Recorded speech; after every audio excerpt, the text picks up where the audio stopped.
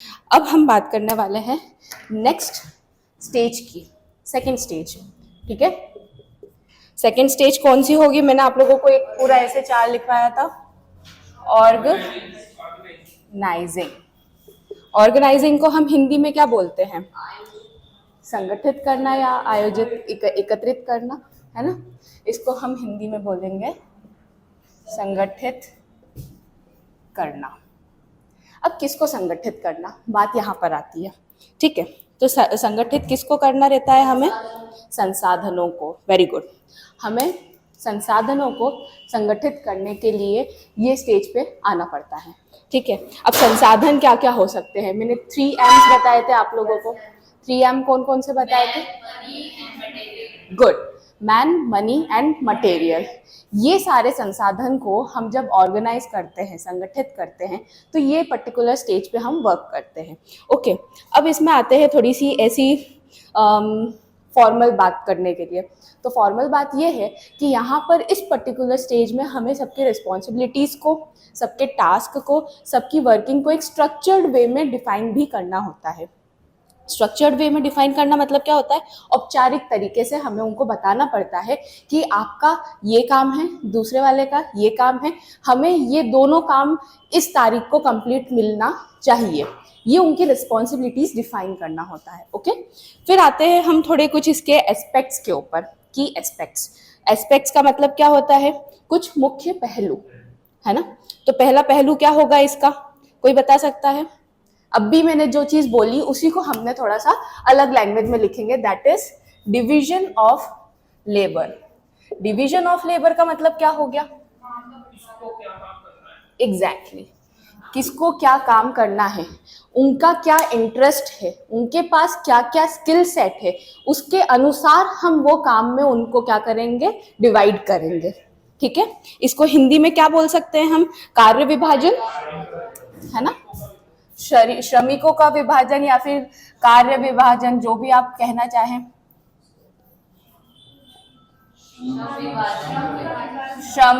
श्रमिक, क्षमा, जो भी है। एक,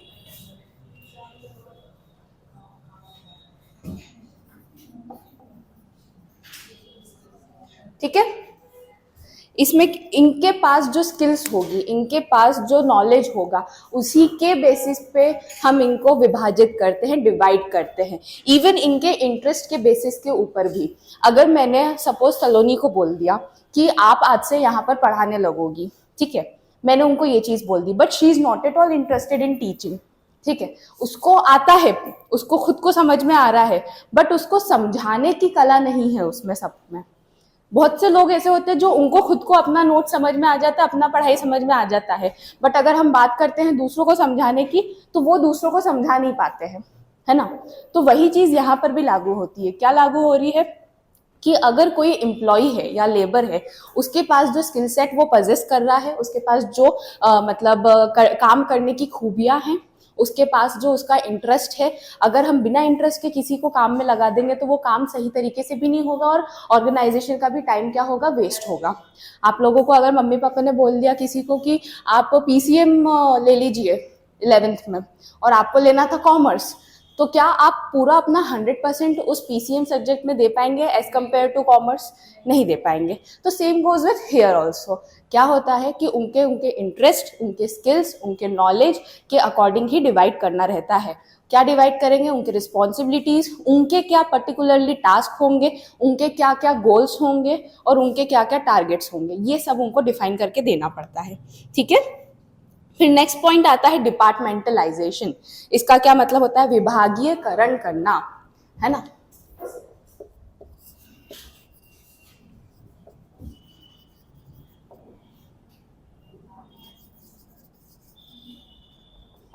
स्पेलिंग सही है?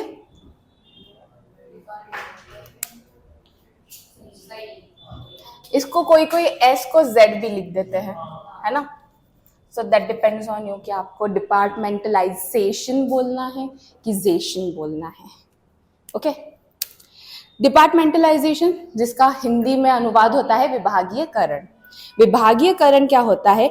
अलग अलग ग्रुप्स बनाए जाते हैं ऑर्गेनाइजेशन में as per their task and their responsibilities.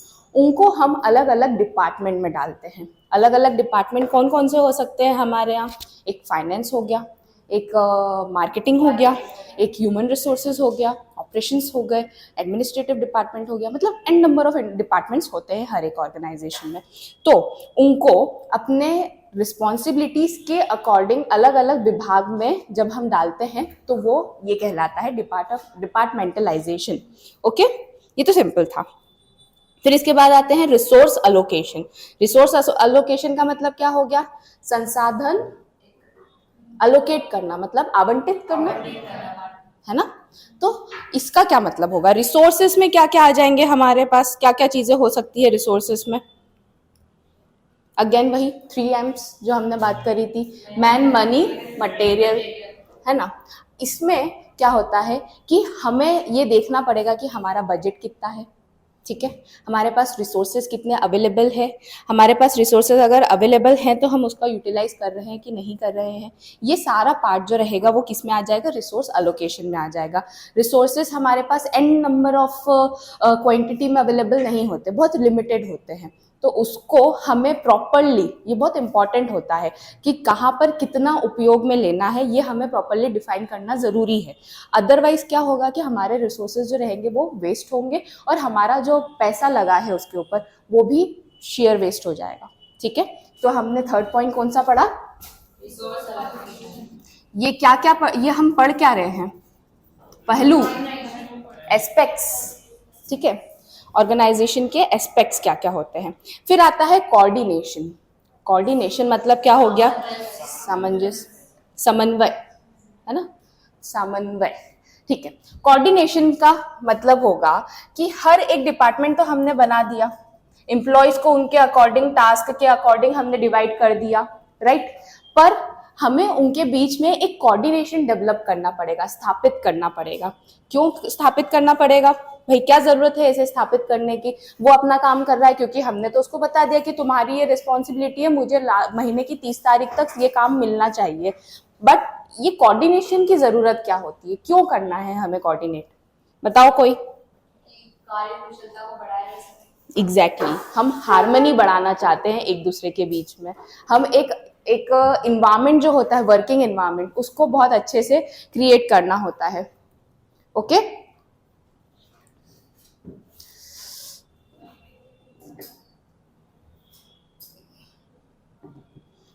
कल जैसा ब्लंडर ना हो जाए।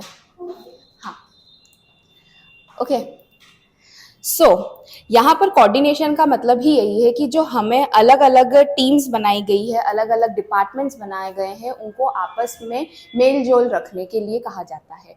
जस्ट बिकॉज कि उनके बीच में कन्फ्लिक्ट्स ना हो, कल को किसी की ज़रूरत पड़ी तो एक दूसरे की हेल्प करे और एक बहुत प्यारा इन्वायरमेंट जो है वो बना रहे ऑर्गेनाइजेशन में, जिससे कि बिलोंगिंगनेस भी क्रिएट हो और इंसान जो है, जो वर्क वहाँ पर कर रहा है, वो मोर इफेक्टिवली वर्क कर सके, ठीक है।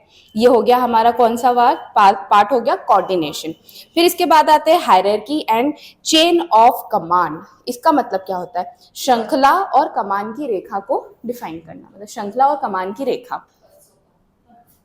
हाँ, मतलब द वर्ड ओनली। तो अगर हम बात करते हैं यहाँ पर क्या, किस चीज की? हायरार्की की। हायरार्की क्या होती है? That is a translation. I want the meaning. नीचे से ऊपर तक जो क्रम होता है। Level by level. ओके, हाँ जी, एग्जैक्टली व्हाट शी सेड। हमें एक श्रृंखला, एक वे ऑफ कम्युनिकेशन जो होता है वो डिफाइन करना जरूरी होता है। चेन ऑफ कमांड होती है। आपके पास डायरेक्ट जो सीईओ लेवल का बंदा है वो डायरेक्ट एक नीचे वाले लेबर से बात नहीं करेगा, क्रमानुसार, इन अ क्रोनोलॉजी, है ना। क्रमानुसार मतलब एक के बाद एक जो हमने क्रम डिसाइड कर रखा है उसके अकॉर्डिंग हम जब बात करते हैं उसको बोलते हैं क्या? हायरार्की, है ना। Chain of command, chain of command क्या होता है, सीईओ जो है वो मैनेजर को कमांड्स देगा, मैनेजर जो रहेगा वो असिस्टेंट मैनेजर को कमांड देगा, असिस्टेंट मैनेजर जो अपने नीचे एम्प्लॉयज है उसको कमांड देगा, फिर उसके नीचे जो एम्प्लॉयज है उसको, मतलब there is always a chain जो कि हमें फॉलो करनी चाहिए। अगर हम इस इंस्टीट्यूट में हैं, आप लोगों को कोई दिक्कत आ रही है तो पहले आप मुझे बोलोगे क्योंकि I am your faculty right here, okay. फिर मुझसे अगर वो चीज़ सॉल्व नहीं होगी तो क्या मैं अपने हेड को बोलूंगी, क्यों, क्योंकि मैंने एक चेन फॉलो करी है। तो same goes with here also, हम अगर बिजनेस की बात करते हैं तो बिजनेस में भी एक chain of command already establish रहती है, ऑलरेडी रहती है, ठीक है। तो उसको हमें फॉलो करना बहुत अनिवार्य रहता है। अगर हम नहीं करेंगे तो क्या होगा, ब्रीच हो गया, वो चीज़ चेन टूट गई हमारी, है ना। इससे क्या होगा कि एम्प्लॉयज में भी जो हार्मनी बनी हुई थी वो भी मतलब कम हो जाएगी। क्या कम हो जाएगी, भाईचारा जो बना हुआ था, कैसे बना हुआ था कि भाई ये ज्यादा तेज चल रहा है, ये पहले चला गया, ऐसी बातें आ जाती है ना। इवन जो आपके ऊपर का बंदा होगा वो भी आपको फिर क्या गलत देखेगा कि भाई मैं जब हूं तो तुमने मुझसे क्यों नहीं बात करी, तुम सबसे पहले ऊपर वाले इंसान से क्यों बात करने चले गए। क्या पता वो लेवल, इसी लेवल पे हमारी जो प्रॉब्लम्स थी वो सॉल्व हो जाती, है ना। तो ये सारी चीजें जो रहती हैं इस पर्टिकुलर स्टेप में, इस पर्टिकुलर एस्पेक्ट में आती है। किसमें आती है, hierarchy and chain of command, जिसको हम श्रृंखला या कमांड की रेखा बोलते हैं। ओके, आई होप ये एस्पेक्ट्स आप लोगों को समझ में आ गए इसके, पक्का। अब अगर हम एक एग्जांपल लेते हैं कि एक कंपनी है, ठीक है, टेक कंपनी है, ठीक है, उसको एक नया सॉफ्टवेयर लेकर आना है, तो उसमें ये सारे एस्पेक्ट्स हम कैसे लेकर मतलब आ सकते हैं इस पर्टिकुलर सिचुएशन में, आंसर करो। मैंने आपको एक सिचुएशन दे दी, सपोज XYZ लिमिटेड कंपनी है, बैंगलोर में स्टैब्लिश है, and they want to bring a new software about making a map, ठीक है। एम्प्लॉइज को जैसा नॉलेज है, स्किल होगी, उसके हिसाब से उसको अलग अलग बांट देंगे, इसको ये कार्य करना है, उसको ये करना है, इस हिसाब से उसको बांट देंगे। उसके बाद डिपार्टमेंट भी अलग अलग बांट देंगे, ओके, जो पैसा का काम करेगा वो करेगा, जिसको जो करना है वो करेगा। ओके, ठीक है, बढ़िया। और कोऑर्डिनेशन क्यों, जो हम काम कर रहे हैं उनके बीच में एक रखना कि कुछ गलत ना हो, या फिर जो एक प्रोडक्ट को बना रहे हैं उसको एक उसकी जो कार्यकुशलता है वो और उसमें कुछ नया नया जैसे कि इसकी किसी के पास अच्छा आइडिया हो तो वो दे सकते। ओके फाइन, मतलब एक दूसरे के आइडियाज, थॉट्स, ब्रेनस्टॉर्मिंग करना, है ना, वो जानना। और क्या हो सकता है, बोलिए, ये सारी चीजें उसमें इंक्लूड करिए और बताइए।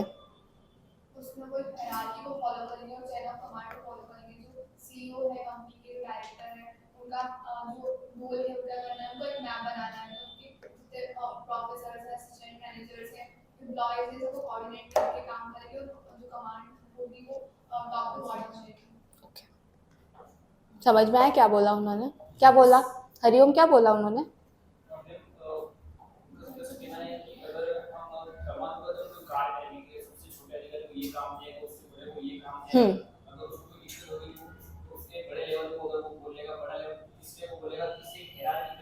Okay,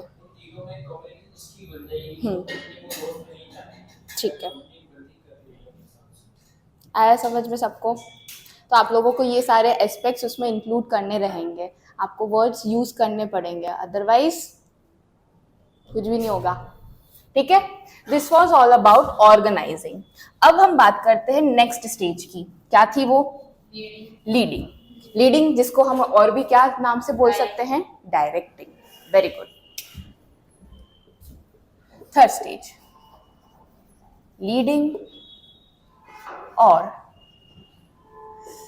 directing. अब इसका मतलब क्या हो गया, लीड करना, इंस्पायर करना, किसी को गाइड करना। किसको गाइड करेंगे हम, एम्प्लॉयज को, वर्कर्स को, वर्कफोर्स को, जो लेबर है हमारा उसको, है ना। तो लीडिंग जो है, ये वाली जो स्टेज है, इसका मतलब ही यही है कि इंस्पायर करना और गाइड करना। It is the process of motivating, encouraging and guiding, और we can say influencing the employees to achieve the targets of the organization more effectively. क्यों ज़रूरत होती है उनको एनकरेज करने की, गाइड करने की या फिर इंस्पायर करने की? क्या ज़रूरत पड़ गई भाई? तुम्हें तुम्हारा काम दे दिया, करके दो, हम तुम्हें पैसे दे रहे हैं, क्या ज़रूरत है? हमारा जो काम हो इफेक्टिवली और एफिशिएंटली कंप्लीट हो। वो तो उसको उस इफेक्टिवली उसको टारगेट दे दिया कि तुम्हें 30 तारीख तक मुझे अपना काम करके देना है, तो वो एनी हाउ करके देगा, अदरवाइज उसको भी पता है कि उसके पैसे कटेंगे। मैडम उसके मन में एक भाव आएगा कि मेरे बारे में, जो जहाँ पर मैं काम कर रहा हूँ, जिस इंस्टीट्यूट में या जिस फर्म में, वो मेरे बारे में सोच रहा है। उसके अंदर एक अंदर से जो एक कार्य करने की जो क्षमता है, वो इफिशिएंसी जो है वो बढ़ेगी कहीं ना कहीं। अच्छा, मतलब लगाव बढ़ेगा, लगाव भी कैसे? लगाव, बिलोंगिंग जो होती है ना, ठीक है, भाव बन गया उनके अंदर, है ना।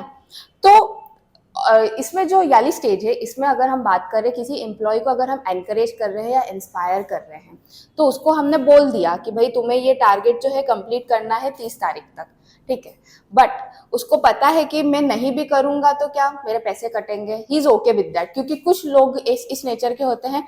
मैं सपोज कोई एक एग्जांपल लेते हैं, मेरे एग्जांपल ले लो, चलो मैं किसी इंस्टीट्यूट में काम कर रही हूँ, मैंने बोला ठीक है मुझे घूमने जाना है, मैं जाऊंगी, ज़्यादा से ज़्यादा क्या होगा, मेरी सैलरी कटेगी, मैं घूम तो लूंगी, ये मेरा क्या रहेगा, ये मेरा एटीट्यूड है, ठीक है। बट जो ऑर्गेनाइजेशन को लॉस होगा उस टाइम पीरियड में मेरे एब्सेंस में, है ना, तो वो कौन बियर करेगा? ऑर्गेनाइजेशन को ही बियर करना पड़ेगा, उसी को लॉस होगा। तो उस चीज़ को हटाने के लिए, उस चीज़ को एलिमिनेट करने के लिए एम्प्लॉयज़ को हम क्या करते हैं, एनकरेज करते हैं, मोटिवेट करते हैं या इंस्पायर करते हैं कि भैया अगर आप कल को कभी छुट्टी ले भी रहे हो तो आप पहले काम कर दो अपना, जिससे कि ना आपको लॉस हो ना हमें लॉस हो। आपकी लीव्स जो है वो हम ऐसा कर देंगे कि कंपनसेट कर देंगे, पैसों में ले देंगे, पेड लीव्स हो जाएगी, ठीक है। मतलब ये अलग अलग लुभाने के लिए तरीके जो होते हैं वो अपनाए जाते हैं अलग अलग ऑर्गेनाइजेशन द्वारा।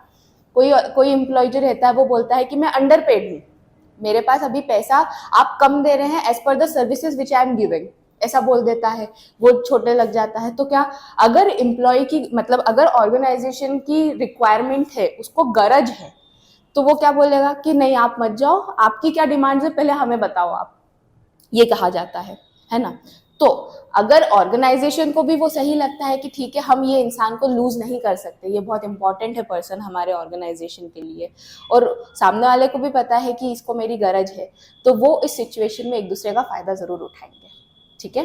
तो वो जो ऑर्गेनाइजेशन है ऐसे सिचुएशंस में क्या करती है, या तो एडजस्ट करती है या तो लोगों को इंस्पायर करती है। वो बोलेगी कि ठीक है आप अभी मत छोड़ो, लेकिन हम आपको फ्यूचर में अगले महीने में या अगले 2 महीने में आपका प्रमोशन कर देंगे, तो साथ साथ में आपकी सैलरी भी बढ़ जाएगी।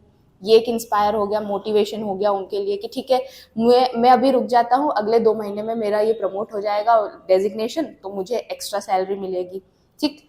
कुछ लोग होते हैं जिन्हें मॉनेटरी टर्म्स में मोटिवेशन मिलता है, कुछ लोग जो होते हैं वो नॉन मॉनेटरी टर्म्स में मोटिवेटेड फील होते हैं। अगर आप लोगों को से मैं क्वेश्चन पूछ रही हूँ, ठीक है, आप लोग आंसर दे रहे हो और मैंने बोला कि oh wow what a good answer, ऐसा करके मैंने बोला, व्हाट यू विल फील कि मैम ने मुझे रिकॉग्नाइज करा सबके सामने, है ना, सबके सामने मुझे बढ़ावा दिया, तो इससे क्या आप लोगों में इंकरेजमेंट आएगा, साथ साथ में दूसरे लोगों में भी इंकरेजमेंट आएगा कि अगर ये आंसर कर सकता है तो व्हाई नॉट आई, मैं क्यों नहीं कर सकती, ऐसा, ठीक है। तो ये सारा जो अलग अलग प्रोसेस होती है एनकरेजमेंट की, मोटिवेशन की, इंस्पायरिंग की, गाइडिंग की, ये सब आता है इस पर्टिकुलर स्टेज में, लीडिंग और डायरेक्टिंग में। अब इसके कुछ मुख्य पहलू पढ़ लेते हैं, ठीक है। मुख्य पहलू पहला क्या है, वही मोटिवेटिंग एम्प्लॉयज, कर्मचारियों को प्रेरित करना। एम्प्लॉयज जो रहते हैं उनको रिकॉग्नाइज करना, उनका जो कंट्रीब्यूशन है किसी भी ऑर्गेनाइजेशन में, उनको रिवॉर्ड्स देना या फिर उनके लिए एक ऐसा पॉजिटिव वर्किंग एनवायरनमेंट क्रिएट करना कि वो खुद ब खुद अच्छा लगता है। कुछ लोग होते हैं जो मजबूरी में काम करते हैं, कुछ लोग जो होते हैं उनको मजा आता है काम करने में। क्यों? क्योंकि उनका जो इन्वायरमेंट होता है, वर्किंग इन्वायरमेंट होता है, उनके जो कलीग्स होते हैं, उनका जो टास्क दिया जाता है उनको, वो बहुत एंथुसियास्टिकली परफॉर्म करते हैं। जस्ट बिकॉज क्यों? क्योंकि उनको ये लगता है कि ओ वाओ ये तो मेरा ही काम है, मैं तो इसको इजीली कर सकता हूँ। घर की टेंशन घर वहीं पर रह जाती है, घर वहाँ पर ऑफिस में जाते हैं तो उनके फ्रेंड्स जो कलीग्स जो रहते हैं वो मिल जाते हैं, तो ठिलवाई में ही टाइम निकल जाता है, पूरा 5-6 कब बज जाती है पता ही नहीं चलता है। ऐसा वर्किंग पॉजिटिव इन्वायरमेंट क्रिएट करना, ठीक है। तो ये पहला था मोटिवेटिंग द एम्प्लॉयज, इसको मैं लिख देती हूँ।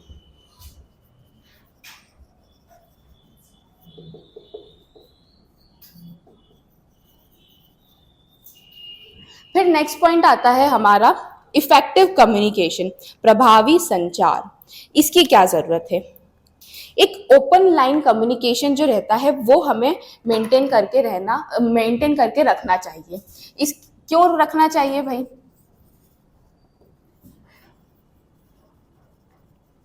क्यों रखना चाहिए इफेक्टिव कम्युनिकेशन? क्यों रखना चाहिए? जिससे कि एक क्लैरिटी बनी रहे सबके बीच में। क्या बनी रहे? क्लैरिटी बनी रहे। क्या कि हमने आपको, सीईओ ने आपको इंस्ट्रक्शन दिए तो उसने प्रॉपर वे में सब कुछ लिख के दिया है, क्लियरली दिया है कि आपको इतना ही करना है। सपोज अगर आप कोई जॉब में एंटर कर रहे हैं, ठीक है, आपके पास ऑफर लेटर आता है ना, उसमें आपके पास हमेशा आपकी रोल्स एंड रिस्पॉन्सिबिलिटीज लिखी होगी, ठीक है। तो वो क्या है, वो आपको क्लियरली डिफाइन कर रहे हैं कि वो आपसे क्या एक्सपेक्ट कर रहे हैं, आप क्या करने वाले हैं उनके ऑर्गेनाइजेशन में। वो आपका रोल डिसाइड कर रहे हैं कि आपको कैसे काम करना है, कैसे नहीं करना है, ठीक है। तो क्लियरली डिफाइन होता है किसी भी रोल या रिस्पॉन्सिबिलिटीज का पार्ट, जो भी कोई अगर आप जॉब में एंटर कर रहे हैं। तो इसका मतलब क्या हुआ, ये हमने इफेक्टिवली कम्युनिकेट करा। कल को अगर कोई बंदा आके बोले कि आपने मुझे ये काम कैसे दे दिया भाई, मैं तो इसके लिए लायबल हूं नहीं, तो वो आपसे पूछेगा कि आपके पास क्या सबूत है। तो आप उस टाइम पे बोल सकते हो कि सी, मेरे पास ये एक पेपर है, इसमें आप लोगों ने रोल्स एंड रिस्पॉन्सिबिलिटीज में ये चीजें मेंशन नहीं की हैं, ठीक है। तो जब भी हम किसी भी ऑर्गेनाइजेशन में होते हैं तो क्लैरिटी रखना जरूरी है, क्लैरिटी ऑफ इंस्ट्रक्शंस रखना जरूरी है, जिससे कि बाद में एम्बिग्यूटी जो है, मतलब एक दूसरे के बीच में जो कंफ्यूजन होता है वो क्रिएट ना हो, ठीक है। कभी कभी ऐसा होता है कि एक एम्प्लॉय है, मेरे ऊपर 4 लोग थे, this is a real example, मेरे ऊपर सच्ची में 4 लोग थे। I was liable to answer 4 people at the same time, और हर एक लेक्चर के लिए मुझे अलग अलग मेरे हेड्स को बताना पड़ता था। I was getting so confused कि मैं किसको करूं, और अगर मुझे लीव भी लेनी रहती है तो मैं किसको मेल में सीसी में डालूं। मतलब मेरा तो दिमाग ही खराब हो जाता था। आई वाज लाइक बूम, क्या हो गया। तो मैं सबको छोड़ के फिर क्या करती थी, मैं सीधा अपने एचओडी या फिर जो मेरा डायरेक्टर होता था उसको सीसी में डाल देती थी मेल में, and see I am leaving this organization और whatever I am going for a leave, ऐसा करके। तो क्या ये क्लैरिटी जो थी हमारे ऑर्गेनाइजेशन में नहीं थी, इफेक्टिव कम्युनिकेशन नहीं था। इससे कौन अफेक्ट हो रहा था अल्टीमेटली? एक एम्प्लॉय अफेक्ट हो रहा था, क्योंकि उसको पता ही नहीं था कि उसको किसको रिपोर्ट करना है, किसके पास दायित्व है, उसको अपनी सारी रिस्पॉन्सिबिलिटीज किसको बतानी है कि मेरा काम हो गया है, ये लीजिए मेरी रिपोर्ट, ये सब किसको बताऊं मैं। तो ये मतलब बहुत इंपॉर्टेंट चीज होती है किसी भी ऑर्गेनाइजेशन में। जब तक इफेक्टिव कम्युनिकेशन स्टैब्लिश नहीं होगा, ऑर्गेनाइजेशन बहुत इजीली ठप हो सकती है, ठीक है। क्योंकि एम्प्लॉयज एट द टाइम, एक टाइम आएगा कि कंफ्यूज हो जाएंगे और वो लीव कर देंगे वो ऑर्गेनाइजेशन, बोलेंगे इनमें ही नहीं बन रही है, इनको ही नहीं पता किससे बात करनी है, तो हम कौन हो रहे हैं, ठीक। फिर आते हैं हम नेक्स्ट वाले पार्ट पे, इसका नाम है लीडरशिप स्टाइल्स। लीडरशिप स्टाइल्स अलग अलग होती है, इसी में आता है ना। लीडरशिप स्टाइल्स क्या होता है, अलग अलग तरीके से जब हम लीडरशिप को करते हैं उसको बोलते हैं लीडरशिप स्टाइल। इसमें 3 तरीके की मेन होती है। कौन कौन सी होती है? एक ऑटोक्रेटिक, एक डेमोक्रेटिक, और एक पढ़ा है कभी किसी ने? क्या? बीबीए बीकॉम, हाँ, लेजिस्फेयर, है ना। ये क्या होता है भाई? ऑटोक्रेटिक लिख देते हैं, इसको भी हम याद रहना चाहिए हमें।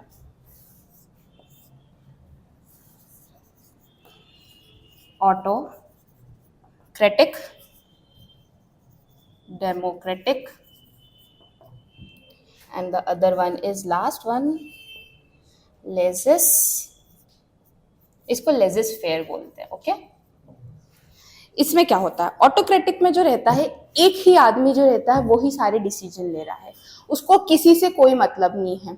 डायरेक्टर ने बोल दिया तो बोल दिया, मैं जो कहता हूं वो मैं करता हूं, मेरी बात जो है वो पत्थर की लकीर है, लक्ष्मण रेखा हो गई, ठीक है, दैट थिंग कम्स हियर। क्या बोल दिया उसने? ऑटोक्रेटिक। मैं ही राजा हूँ, मेरी जो बात होगी, मैंने जो इंस्ट्रक्शंस दे दिए, मैंने जो डिसीजंस ले लिए, मैंने जो रिस्पॉन्सिबिलिटी सबको असाइन कर दी, उसी के अकॉर्डिंग सारा वर्क होगा। ये ऑटोक्रेटिक में आता है। एक ही आदमी सब कुछ कर रहा है, तानाशाही कह सकते हैं आप, जैसे कि किम जोंग जून, मेरा वचन ही शासन है। एग्जैक्टली कौन सी मूवी का है ये? बाहुबली। हाँ भाई, मैंने तो बहुत ही बाद में देखी बाहुबली। ठीक है, थोड़ी मैं आउटडेटेड हो जाती हूँ कभी कभी। आते हैं टॉपिक पे वापस से। मेरा वचन ही मेरा शासन है ना? मैंने जो बोल दिया वही होगा। मैंने ही डिसीजन लिए हैं, मैंने ही सारे टास्क असाइन करे हैं, मैंने ही सारी रिस्पॉन्सिबिलिटीज करी है। ईच एंड एवरीथिंग जो रहती है वो सारा एक ही आदमी करता है। That comes under autocratic. अब बात करते हैं डेमोक्रेटिक की, डेमोक्रेसी, लोकतांत्रिक। ठीक है, यहाँ पर जब डिसीजन मेकिंग होती है तो यहाँ पर टीम को भी इन्वॉल्व किया जाता है। अगर मैं इस क्लास में हूँ, मैं सोच रही हूँ, मैंने जैसे कल आप लोगों से पूछा क्या मैं ये लेक्चर एक्सटेंड कर दूं 2 घंटे तक, तो यू वर लाइक ये डेमोक्रेटिक डिसीजन था। क्या था? डेमोक्रेटिक। क्यों? क्योंकि मैंने आप लोगों की भी सुनी और मेरी भी चलाई, है ना? मैं चाहती तो मैं बोल सकती थी, मैं अपना बना सकती थी, ऑटोक्रेटिक डिसीजन ले सकती थी कि नहीं 2 घंटे 12 बजे तक, परसों छुट्टी पे रहूंगी मैं, ऐसा बोल दूंगी। तो मतलब नहीं हूं मैं अभी छुट्टी पे, ठीक है। तो क्या हुआ? ऑटोक्रेटिक मतलब मैंने खुद ने बोल दिया, बट मैंने कल क्या लिया डिसीजन? आप लोगों से पूछ कर लिया, आप लोगों को भी उसमें इन्वॉल्व किया मेरे डिसीजन में, ठीक है। That comes under democratic. अब लेजिस्फेयर क्या होता है भाई? लेजिस्फेयर एक में तो हमने खुद ने ले लिया, एक आदमी ने, एक में सबकी बात सुन ली। अब इसमें क्या होता है? इसमें यह होता है कि मैंने आपको छूट दे दी, आप लोगों को डिसीजन लेना है, मेरे पास बार बार मत आना, जो करना है करो, ऐसा वाला सीन। समझे आप लोग? मम्मी जब गुस्से में हो जाती है ना, मम्मी बाहर जाना, मम्मी दोस्तों के साथ ट्रिप पे जाना, मम्मी जाए क्या, मम्मी मम्मी मम्मी मम्मी, मेरे से मत पूछ यार, तेरे को जो करना है कर। लेजिस्फेयर आप लोगों के ऊपर। हाँ जी वो अलग चीज है। तो क्या हो गया यहाँ पर? ऑर्गेनाइजेशन में जब छूट दे दी जाती है एम्प्लॉयज को डिसीजन लेने की, कि आप अपने अकॉर्डिंग डिसीजन लीजिए, हर एक छोटी बात के लिए आप मेरे पास मत आइए, सो वो कौन सी स्टाइल होती है? लेजिस्फेयर। आई होप आपको ये 3 स्टाइल समझ में आई होगी। ये 3 मेन स्टाइल्स होती है। कौन कौन सी होती है? लेजिस्फेयर। Very good. अब इसके बाद एक और एस्पेक्ट आता है। क्या आता है? Team building. टीम बिल्डिंग मतलब टीम निर्माण करना, है ना? टीम वर्क को एंश्योर करना या ज्यादा बढ़ावा देना के लिए टीम वर्क, या फिर कोलैबोरेट करना।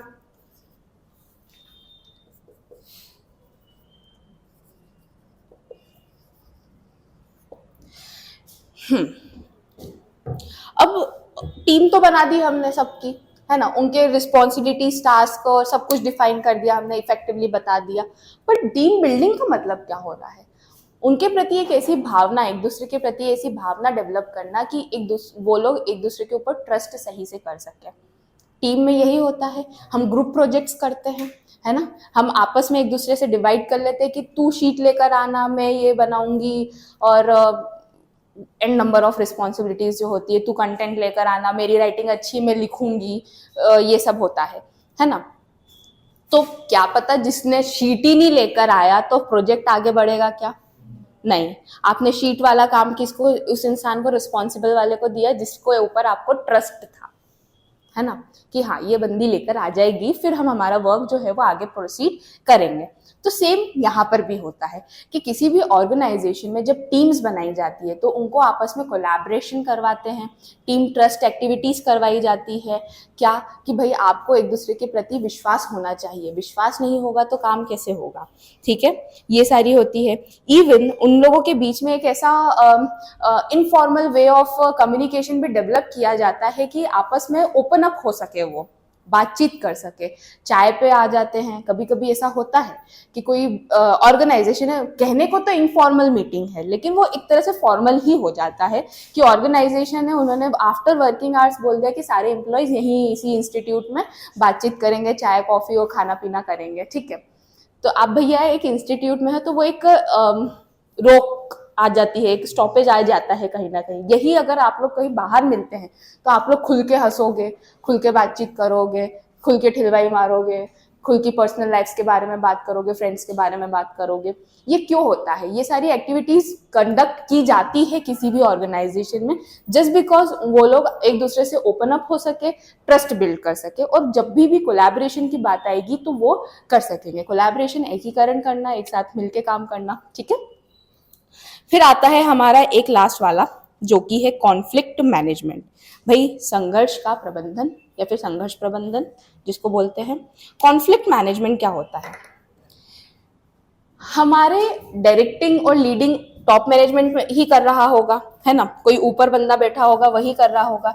तो उसको अगर कोई ऑर्गेनाइजेशन में कॉन्फ्लिक्ट्स अराइज हो रहे हैं या डिस्प्यूट्स अराइज हो रहे हैं तो उसको इजीली और इफेक्टिवली हैंडल करना भी आना चाहिए। अब वो कैसे हैंडल करेगा? सपोज अगर यहाँ पर हरिओम और सलोनी ने लड़ाई कर ली, मारा कुटी हो गई, भाई उसने उसके बाल खींच दिए, बहुत गंदी वाली लड़ाई हो गई, ऐसा इमेजिन कर लो, है ना, ठीक है। अब क्या होगा ऐसे में? मैं आऊंगी, मेरा लेक्चर रहेगा तो मैं ही आऊंगी ऑब्वियसली। मैं देख रही हूँ ओ शिट ये क्या हो गया, ओ बाप रे ये लड़ाई कर रहे हैं, मैं दोनों को अलग करूंगी, दोनों से पूछूंगी, है ना, यहाँ पर मेरा रोल है ये। मैं दोनों से पूछूंगी कि क्या था मैटर, क्यों लड़ रहे हो दोनों। वो कुछ और बोलेगा, ये कुछ और बोलेगी, है ना, ये दोनों चीज हो जाएगी। अब मैं किस पे विश्वास करूं? क्या लड़की के प्रति मेरा ज्यादा सॉफ्ट कॉर्नर होगा क्या? मैं न्यूट्रल रहूंगी। प्लीज डोंट थिंक कि मैं ऐसी रहूंगी कि लड़की के प्रति ऐसा। I am very neutral person, ठीक है, मेरे लिए दोनों बराबर है। तो बात आती है मैं किसकी सुनूंगी?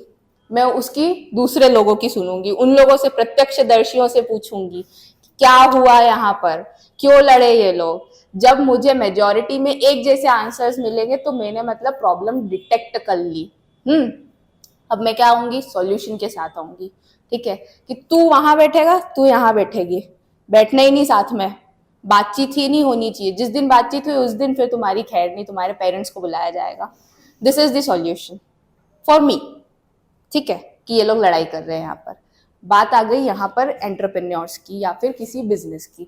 जब दो एम्प्लॉयज की या दो डिपार्टमेंट्स की भी कभी कभी कन्फ्लिक्ट्स हो जाते हैं, डिस्प्यूट्स हो जाते हैं। फाइनेंस डिपार्टमेंट जो है वो बजट ही अप्रूव नहीं कर रहा है मार्केटिंग के लिए, मार्केटिंग वाले बंदे जो है वो अलग अलग एरिया में जाते हैं, बिल लगाते हैं और पैसा उनके पास अप्रूव होके आता है। फाइनेंस वाला पैसा ही नहीं दे रहा है तो मार्केटिंग वाले जो रहेंगे और फाइनेंस वालों में क्या हो जाएगी? कन्फ्लिक्ट्स हो जाएंगे, लड़ाइयां हो जाएंगी, संघर्ष हो जाएंगे। क्या होगा कि वो एक दूसरे की सुनेंगे नहीं। इससे क्या होगा? हमारी वर्किंग जो है पूरी ऑर्गेनाइजेशन की वो अफेक्ट होगी, ठीक है। तो जो भी एक टॉप लेवल मैनेजमेंट पे बैठता है इंसान, उसके पास ये कैपेबिलिटीज होनी चाहिए, इतनी एबिलिटी होनी चाहिए कि वो सारी प्रॉब्लम्स को हैंडल कर सके और सारे कॉन्फ्लिक्ट्स को एक सॉल्यूशन के साथ रिजॉल्व कर सके, ठीक है। क्लियर है एवरीवन? आई होप ये भी समझ में आया है आप लोगों को। अब आते हैं लास्ट वाले पे हम। क्या है लास्ट स्टेज हमारी? कंट्रोलिंग। ओहो,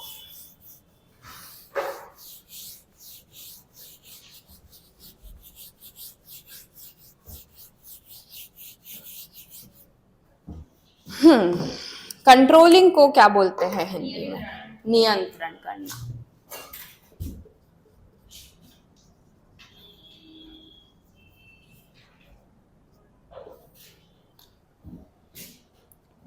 कंट्रोलिंग को अगर हम यहाँ पर बात करें तो ये एक ऐसी प्रोसेस होती है कि हम हमारी एम्प्लॉयज की परफॉर्मेंस को मेजर करते हैं, उसमें अगर कुछ लूप होल आ रहा है वो देखते हैं, हम एक स्टैंडर्ड्स जो सेट किया जाता है उससे कंपेयर करते हैं। मेजर करना मतलब वही हो गया कि आपने एक लिमिट सेट कर रखी है, मापदंड सेट कर रखा है, आप उससे एक एम्प्लॉय की जो परफॉर्मेंस है उसको क्या कर रहे हैं? कंपेयर कर रहे हो। अगर वो कंपैरिजन में कहीं लूप होल आता है, कमी आती है, तो उसको आप कैसे एडजस्ट करते हो, उसको कैसे आप बढ़ावा देते हो कि वो सही हो सके, ये सब किस के अंदर आता है, स्टेज के अंदर आता है, कंट्रोलिंग के अंदर आता है। ठीक है, इसमें पहला एस्पेक्ट क्या होगा, सेटिंग परफॉर्मेंस स्टैंडर्ड्स, वही बात जो मैंने अभी बोली है ना, क्या, प्रदर्शन मानक स्थापित करना, है ना, लिख देते हैं इसको भी।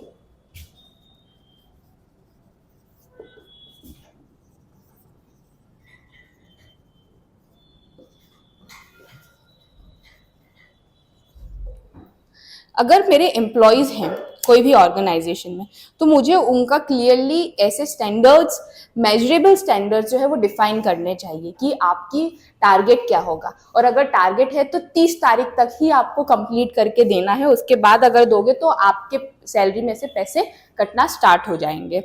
ठीक है, मैंने उनको ये बोल दिया कि कस्टमर सेटिस्फेक्शन जो है वो सही होना चाहिए, ऐसे तरीके के प्रोडक्ट्स जो है वो आप मैन्युफैक्चर करो, आप ऐसी क्वालिटी के प्रोडक्ट्स लेकर आओ, जिससे क्या होगा कि मैं आप लोगों की परफॉर्मेंस को इजीली मेजर कर सकूं।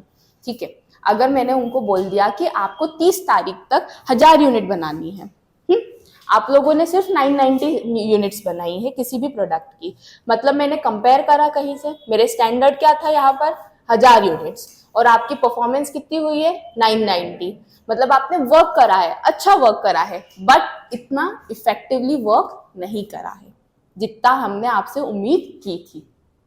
मैं आपको बोल रही हूँ कि नेक्स्ट एग्जाम क्लियर होनी चाहिए यहाँ पर सबकी, कुछ की होगी कुछ की नहीं होगी, बेस्ट रिसोर्सेज भी दे रहे हैं, है ना, तो क्या मैं बोलूँगी कहीं ना कहीं तो कमी आई है परफॉर्मेंस में, है ना।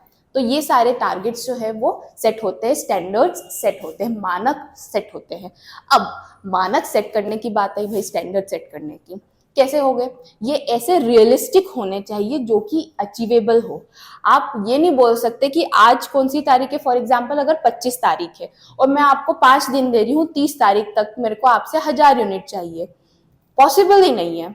आप 1000 यूनिट 10 दिन में बना रहे थे, मैं आपको आधा टाइम दे रही हूँ बनाने के लिए, तो ये रियलिस्टिक टारगेट्स है ही नहीं आपके। ठीक है, तो जो आप स्टैंडर्ड्स सेट कर रहे हो वो भी रियलिस्टिक होने चाहिए, ऐसा नहीं कि बिल्डिंग कैसल्स इन दी एयर, हवा में पुल बांध रहे हैं हम, है ना। सब चीजें रियलिस्टिक होनी चाहिए, मेजरेबल होनी चाहिए। ओके, फिर नेक्स्ट आता है मॉनिटरिंग एंड मेजरिंग परफॉर्मेंस।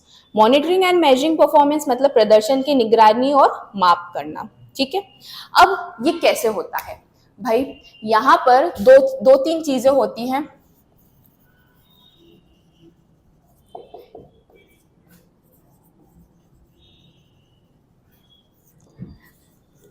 आप लोग कभी कोई सी जॉब में अप्लाई करोगे ना, तो उसमें जब जॉब डिस्क्रिप्शन लिखा होता है तो उसमें KPI लिखा होता है, KPI, की परफॉर्मेंस इंडिकेटर्स। इसको अगर हम हिंदी में भी बोलेंगे तो इसमें कोई बड़ी बात नहीं है, इसका हिंदी में मतलब ही यही होता है कि आपके जो इंडिकेटर्स, मतलब आपके परफॉर्मेंस को बताने के तौर तरीके या फिर पहलू जो होते हैं वो खुद ही डिसाइड करके रखते हैं। अगर मैंने बोल दिया कि यहाँ पर सबको फॉर्मल्स में ही आना है और फॉर्मल्स के बजाय सब लोग आ रहे हैं लड़के आ रहे हैं शॉर्ट्स में आ रहे हैं, लड़कियां जो हैं वो मतलब फॉर्मल, मतलब साड़ी भी आता है बट यूजुअली हम लोग फॉर्मल में ज़्यादातर ऐसे मतलब पैंट्स और ये सब ब्लेजर और ये सब पहनते हैं, राइट। तो क्या हो गया, मैंने की परफॉर्मेंस इंडिकेटर क्या था हमारा कि आपको फॉर्मल्स में आना, बट आप लोग उसमें नहीं आ रहे हो, तो ये सारे क्या मेजरेबल, मेजर करा मैंने परफॉर्मेंस, मैंने मॉनिटर करा, मॉनिटर मतलब मैंने निगरानी रखी सबके ऊपर, कौन क्या पहन के आ रहा है। ठीक है, ये निगरानी रखना होता है।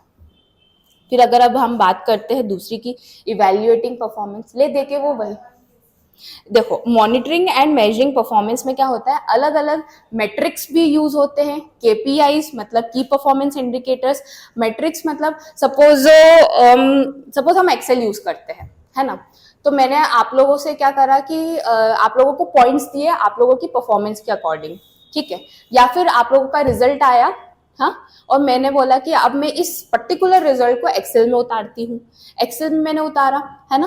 तो अगर किसी एक इंसान को, सपोज ये A, B, C और D लोग हैं हमारे पास, इसको आए 10 मार्क, इसको आए 30 मार्क्स, इसको आए 20 मार्क और इसको आए सीधा 50 मार्क, तो क्या हुआ, इसका एक मैंने बोला कि हम एक एक्सेल में इसका या तो चार्ट बनाते हैं या तो पाई चार्ट या फिर एक लाइन चार्ट्स जो होते हैं वो बनाते हैं, कुछ भी स्ट्रेट लाइन चार्ट्स। तो ये ऐसा ऐसा कुछ जाएगा, है ना, ऐसा कुछ जाएगा ये, राइट।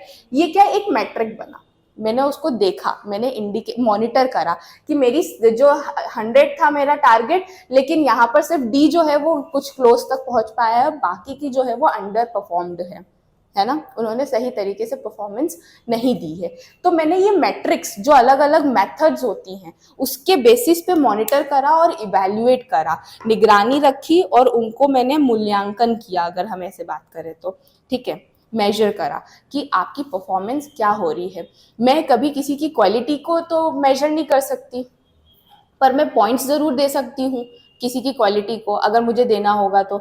या तो हम ऐसा बोल सकते हैं कि जो जिसका आप लोगों में ही मैंने एक क्वेश्चनर फ्लोट कर दिया, क्वेश्चनर मतलब कुछ 10-15 क्वेश्चंस मैंने फ्लोट कर दिए, ठीक है, और मैंने बोल दिया कि आप एक दूसरे को जज करो। सपोज अगर माधव है ना, माधव को मैंने बोल दिया कि आप मुझे जज करो कि मेरा परफॉर्मेंस कैसा है क्वालिटी वाइज। तो माधव मुझे मेरे नेचर पे देगा पॉइंट्स, मुझे मेरे बोलने के तरीके पे पॉइंट्स देगा, मेरे एक्सप्लेनेशंस पे देगा पॉइंट, है ना, ये सारी पॉइंट्स आएंगे। अब इस पॉइंट्स के थ्रू मैं जब कोई मैट्रिक बनाती हूँ या फिर कुछ ऐसा उसको पेपर पर लेकर आती हूँ, तो मैं उससे क्या इवैल्यूएट कर रही हूँ कि मेरे स्टैंडर्ड से वो चीज़ें मैच हो रही हैं कि नहीं हो रही हैं, ठीक है। तो ये सारी चीज़ें किसके अंदर आती है, monitoring and measuring performance, okay. अब समझ में आया ये चीज़। फिर इसके बाद आते हैं इवैल्यूएटिंग द परफॉर्मेंस, मतलब वही बात आ गई वापस से, प्रदर्शन का मूल्यांकन करना। एक्चुअल रिजल्ट्स को हम कंपेयर करते हैं हमारे स्टैंडर्ड से। जैसे मैंने अभी आपको एग्जांपल दिया था कि 1000 यूनिट्स आपको प्रोड्यूस करनी है ना, 1000 यूनिट्स प्रोड्यूस करनी है और आपने प्रोड्यूस कितनी करी, 990। आपका एक्चुअल रिजल्ट क्या है, 990, और स्टैंडर्ड क्या था, 1000 यूनिट। जब हम इन दोनों को कंपेयर करते हैं, इवैल्यूएट करते हैं, तो देखते हैं कि 10 यूनिट का डिफरेंस आ रहा है। फिर मैं ये देखूंगी ये 10 यूनिट का डिफरेंस किस कारण आया और वो कारण क्या था। अगर ये कारण मतलब जस्टिफिएबल है, जस्टिफाइड है, तो वेल एंड गुड। अगर जस्टिफाइड नहीं है तो मैं एम्प्लॉयज का गला पकड़ूंगी कि भाई 10 यूनिट तुमने क्यों नहीं प्रोड्यूस करी, जबकि मैं तो तुम्हें प्रॉपर सैलरी दे रही हूँ, सारे रिसोर्सेज अवेलेबल करवा रही हूँ टाइम पे, फिर भी क्यों नहीं हो रहा है, ठीक है। तो ये सारा जो रहता है। अब कुछ एक्सटर्नल फैक्टर्स और इंटरनल फैक्टर्स, वो दोनों भी अफेक्ट करते हैं हमारी परफॉर्मेंस को। एक्सटर्नल फैक्टर्स क्या होते हैं और इंटरनल फैक्टर्स क्या होते हैं, कोई बता सकता है। ये तो वो हो गया यार, तुमने अनुवाद कर दिया, मुझे तो अनुवाद नहीं चाहिए, मुझे आप इसका मतलब बताओ।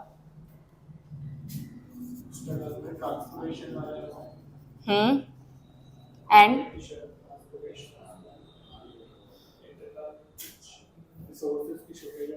ओके, सही। इंटरनल फैक्टर्स में आपका इंटेलेक्चुअल आ सकता है, आपकी सेल्फ कॉन्फिडेंस इंक्रीज आ सकती है। एक्सटर्नल फैक्टर आपका एनवायरनमेंट, टेक्नोलॉजी अवेलेबिलिटी, माइंडसेट। ये तो कैरेक्टरिस्टिक हो जाएगा।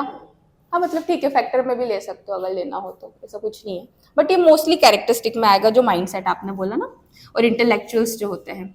अब इंटरनल फैक्टर्स ये भी हो सकता है कि हमारे पास जो वर्किंग एनवायरनमेंट है वो सही है कि नहीं, है ना। ये मैं बहुत पहले एक बार और बता चुकी हूँ कि आपके पास वेंटिलेशन सही है कि नहीं, आपके पास हेल्थ केयर सर्विसेज सही है कि नहीं, आपके पास जो पीपल रिसोर्सेज अवेलेबल है वो सही मात्रा में है कि नहीं और अच्छे है कि नहीं। ये सारी चीज़ें क्या होती है, इंटरनल फैक्टर्स। एक्सटर्नल फैक्टर्स में टेक्नोलॉजी आ जाती है, आपके पास कन्वीनियंस के लिए, आपके पास ट्रांसपोर्टेशन के लिए आपके पास व्हीकल्स है कि नहीं, ठीक है।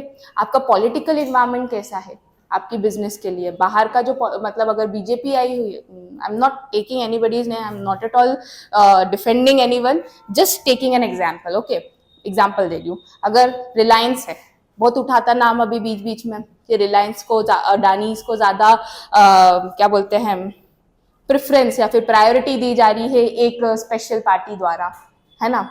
क्यों दी जा रही है, क्यों दी जा रही है, क्योंकि वो फंड्स दे रहे होंगे उनको, है ना, फंड्स ही दे रहे होंगे तभी तो। कोई, मैंने ये पहले भी बोला है, कोई किसी से काम करता है तो बिना मतलब के नहीं करता है। आपसे कोई बात भी कर रहा है तो बिना मतलब के नहीं कर रहा है, बस आपका एक घनिष्ठ दोस्त होगा वो नहीं करता होगा ऐसा, कि भाई आज तकलीफ हो गई, आजा भाई, पहली फुर्सत में पहुंचेगा वहां पर। ठीक है, हम बात कर रहे हैं यहाँ पर किसी एक पर्टिकुलर कंपनी की जिसको पॉलिटिकली ज़्यादा प्रेफरेंस या प्रायोरिटाइज किया जाता है जस्ट बिकॉज उसको कुछ एडवांटेजेस मिल रहे हैं वहाँ से, है ना। अब बिजनेस जो है, अगर रिलायंस को अगर सेट करना होगा नया यूनिट कहीं पर, तो उसको इजीली बहुत जल्दी सारी परमिशंस जो हमने पढ़ी थी, रजिस्ट्रेशन कराने पड़ते हैं, इस बोर्ड से परमिशन लो, पोल्यूशन बोर्ड से परमिशन लो, सब जो रहेगा वो इजीली अवेलेबल हो पाएगा, है ना, और कम समय में हो जाएगा। क्यों? क्योंकि उनको फायदा है, पॉलिटिकली सपोर्ट है उनको। तो ऐसे जो एक्सटर्नल फैक्टर्स रहते हैं वो भी अफेक्ट करते हैं हमारी परफॉर्मेंस को, या इंटरनल फैक्टर्स जो होते हैं वो भी अफेक्ट करते हैं हमारी परफॉर्मेंस को। ठीक है, अब आते हैं करेक्टिव एक्शंस पे। करेक्टिव एक्शंस क्या होता है? सुधारात्मक क्रियाएं। लिखूं क्या हिंदी में? नहीं,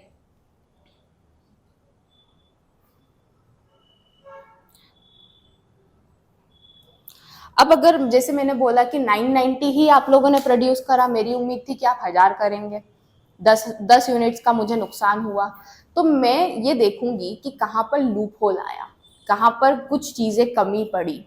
अब अगर मुझे पता है कि ये सुधार हो सकता है तो मैं उसके ऊपर वर्क करूंगी।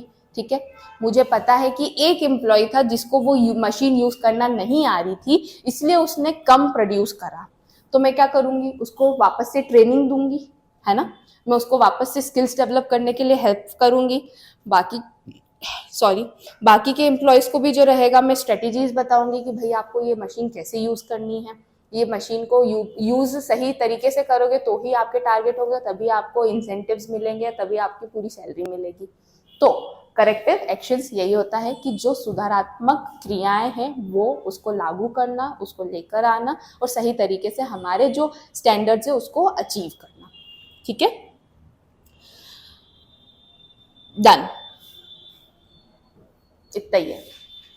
ये हमारा था कंट्रोलिंग। हमने मैनेजमेंट की सारी क्या पढ़ ली? प्रोसेस, स्टेजेस जो बोल सकते हैं जिसको, प्रक्रियाएं। हाँ, क्लियर है? किसी को कोई डाउट है? अभी पूछ लें।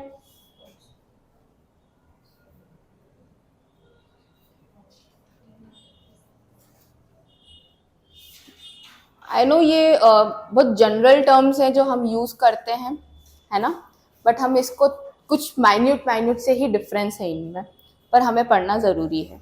इवैल्यूएट करना अगेन वही होता है कि हम मेजर कर रहे हैं, फिर हम मेजरेबल बोल दिया हमने ऊपर, मेजरेबल परफॉर्मेंस वही कि जिसको हम क्या कर रहे हैं, मापदंड के अनुसार क्या कर रहे हैं, कंपेयर कर रहे हैं, है ना। तो one and the same thing है, बट उसके लिए अलग अलग शब्द यूज करें और थोड़ा थोड़ा सा उनमें आपस में हल्का सा डिफरेंस है, और कुछ इतनी बड़ी राम कथा नहीं है, महाभारत नहीं है कि आपको याद करना पड़ेगा कि मारीच कौन था Maricha. Don't tell me guys, मेरे को लगा सलोनी को बोल रहे हो कि सलोनी मारीच है।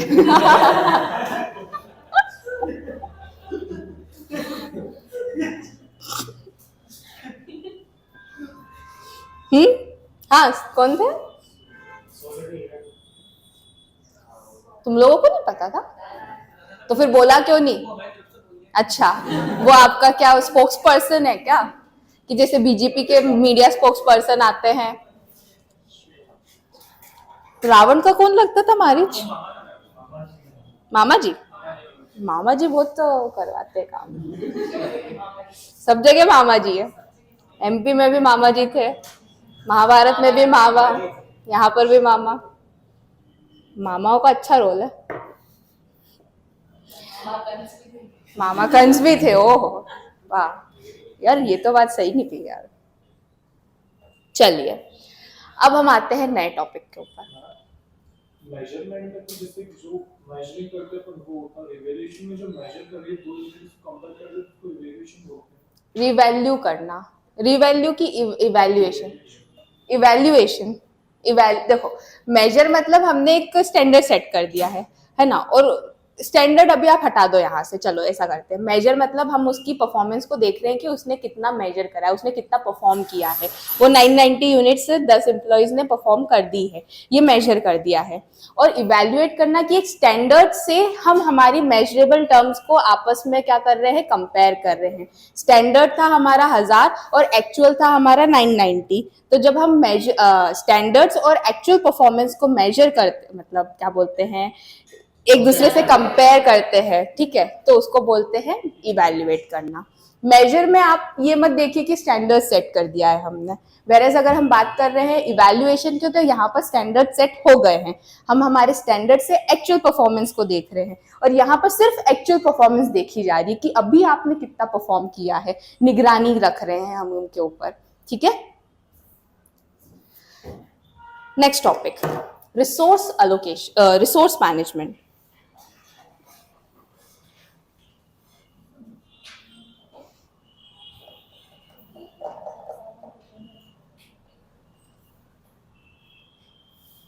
ठीक है,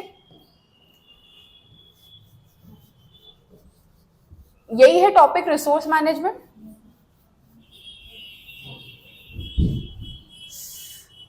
क्या मैं ये ओपन करूं क्या विंडो? आप लोगों को सफोकेशन तो नहीं हो रही?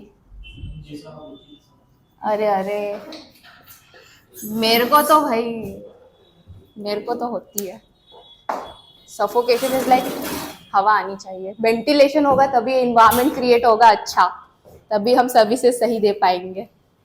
आ गई यहाँ पर ये वो बात जो हमने पढ़ी। आइए अब बात करते हैं रिसोर्स मैनेजमेंट की। आई होप एमजीटी आपको समझ में आ रहा होगा कि मैनेजमेंट लिखा है मैंने वो, ठीक है। रिसोर्स मैनेजमेंट का मतलब क्या होता है? ये हमेशा ऐसा क्यों होता है?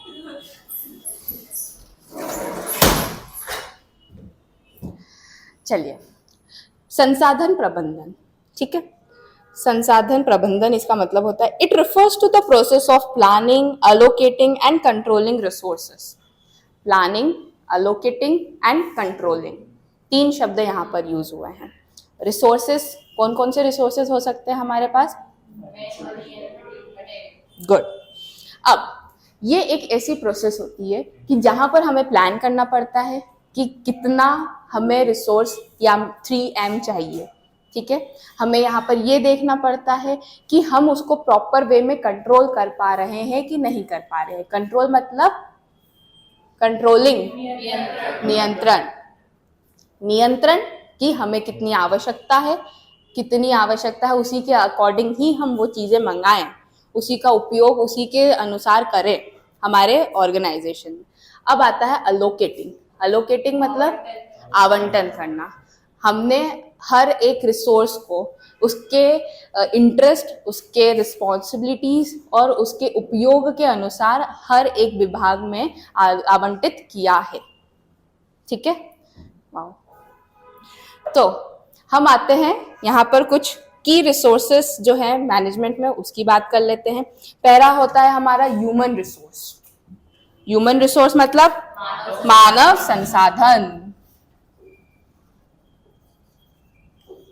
ह्यूमन रिसोर्सेस, मानव संसाधन। मानव संसाधन मतलब वर्कफोर्स है ना, उनके नीड्स के अकॉर्डिंग, उनके स्किल सेट्स के अकॉर्डिंग उनको टास्क जो है आवंटित करना। बहुत शॉर्ट में पढ़ेंगे हम, बस मतलब समझने वाले हैं कि क्या होता है। ह्यूमन रिसोर्स मतलब मानव संसाधन। यहाँ इस इंस्टीट्यूट का मानव संसाधन कौन है? फैकल्टीज है ना, और आप लोग बाय प्रोडक्ट्स हैं, ठीक है। हम ऐसा कहेंगे क्योंकि ये हम हमारी सर्विसेज आप लोगों को दे रहे हैं, बट जो संसाधन है वो किन के द्वारा आ रहा है? हम लोगों के द्वारा। हमने जो पढ़ाई करी है, हमारी जो नॉलेज है, हमारे पास जो स्किल सेट है, उसके अकॉर्डिंग हमारे पास क्या है, अलग अलग सब्जेक्ट्स अलोकेटेड हुए हैं, आवंटित किए गए हैं, ठीक है। तो वही बात आती है यहाँ पर भी इंटरप्राइजेस या फिर किसी भी बिजनेस में, कि जो एक ह्यूमन होता है उसके जो आवश्यकताएं होती है, उसका जो कौशल होता है, उसी के अनुसार हम उसमें सारी रिस्पॉन्सिबिलिटीज को आवंटित करते हैं। फिर आता है हमारा नेक्स्ट वाला part, most important, financial resources. वित्तीय वित्तीय संसाधन, फाइनेंशियल रिसोर्सेस। आपको फंड्स चाहिए, कैपिटल चाहिए, किस पर्पस के लिए? ऑपरेशंस के लिए चाहिए। ऑपरेशन मतलब day to day activities, infrastructure बनाने के लिए चाहिए, आपको बिल्डिंग बनाने के लिए चाहिए, प्रोजेक्ट्स को आगे बढ़ाने के लिए चाहिए। ये सारा किसके अंदर आता है? फाइनेंशियल रिसोर्सेस के अंदर आता है। फिर इसके बाद आता है भाई नेचुरल रिसोर्स। नेचुरल रिसोर्स क्या होता है? प्राकृतिक संसाधन। नेचुरल रिसोर्सेस की भी जरूरत है। क्या बिना पानी के आप अपनी फैक्ट्री चला सकोगे? एक टाइल्स को काटने में भी पानी डालता है वो बंदा, है ना? पानी चाहिए अपने को। तो नेचुरल रिसोर्सेज में फॉरेस्ट आता है, वाटर आता है, इलेक्ट्रिसिटी आती है, और मिनरल्स भी कभी कभी हमें चाहिए रहते। मिनरल्स वैसे चाहिए ही रहते हैं बहुत सारी फैक्ट्रीज में, वर्क मैन्युफैक्चरिंग यूनिट्स में। तो बात कर रहे हैं हम नेचुरल रिसोर्सेज की। इसकी भी आवश्यकता समय समय पर और मोस्टली तो रहती ही है। मोस्टली क्या है ही, पानी की ज़रूरत रहेगी आपको, आपको इलेक्ट्रिसिटी की ज़रूरत पड़ेगी ही पड़ेगी, आपको फॉरेस्ट की ज़रूरत पड़ेगी ही पड़ेगी, आपको लैंड की ज़रूरत पड़ेगी ही पड़ेगी। ठीक है, ये कौन सा होगा? Resources, natural resources. फिर आता है हमारा टेक्नोलॉजिकल, तकनीकी संसाधन। भाई तकनीकी संसाधन मतलब क्या हो गया? हमें कुछ कुछ इक्विपमेंट्स चाहिए होते हैं, है ना? भौतिक टेक्नोलॉजीज जो होती है, भौतिकता यही बोलते हैं, है ना? आधुनिक सॉफ्टवेयर्स चाहिए हमें, जो नए नए सॉफ्टवेयर्स अपग्रेड होके आ रहे हैं। इन सब की रिक्वायरमेंट हर एक बिजनेस में समय समय पर आती है। अगर वो इन सारी चीज़ों का उपयोग नहीं करेंगे तो वो बिजनेस बिजनेस नहीं कहलाएगा, वो फिर जुगाड़ पे चल रहा है। ठीक है, सॉफ्टवेयर आ गए, सॉफ्टवेयर चाहिए हमें, प्रोडक्टिविटी इंक्रीज होगी तभी हमारा जो है प्रॉफिट्स अर्न हो पाएंगे, अदरवाइज नहीं हो पाएगा। फिर हम आते हैं एक और लास्ट वाले,